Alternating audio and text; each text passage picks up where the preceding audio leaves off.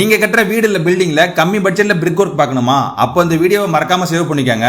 Meenakshi interlock bricks இவங்களோட special என்னன்னா, இங்க தயாராகிற interlock bricks double side compression மெத்தட்ல, அதாவது மேலிருந்து கீழாவும் கீழிருந்து மேலாவும் அழுத்தம் கொடுத்து தயாரிக்கிறாங்க.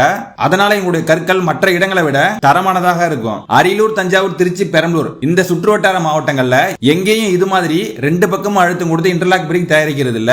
எல்லாரும் ஒரு பக்கம் மட்டும் தான் கம்ப்ரஸ் பண்றாங்க. ஆனா நம்ம மீனாட்சி இன்டர்லாக் பிரிக்ஸ்ல ரெண்டு பக்கமும் கம்ப்ரஷன் கொடுக்கறாங்க. இப்படி ரெண்டு பக்கமும் அழுத்தம் கொடுக்கிறதுனால கற்கள் ரொம்ப ஸ்ட்ராங்காவும் அவங்க கொடுக்கிற விலைக்கு தரமாவும் இருக்கும். இவங்க பண்ற கற்கள் பாத்தீங்கன்னா தொட்டில 4 இருந்து 5 நாள் வரைக்கும் கியூரிங் பண்ணி கொடுக்கறாங்க.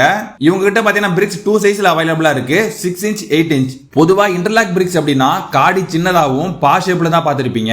ஆனா இவங்க கிட்ட ஆர்ச் டைப்ல காடி கொடுக்கறாங்க. அது மட்டும் இல்லங்க, காடியோட ஷேப் ஆழமாவும் கல்லோட சீட்டிங் பெருசாவும் இருக்கிறதுனால நல்ல கிரிப்பும் கிடைக்கும். டபுள் சைடு கம்ப்ரஷன் கொடுக்கிற இந்த டைப் ஆஃப் கல் என்ன யூஸ் தானே கேக்குறீங்க?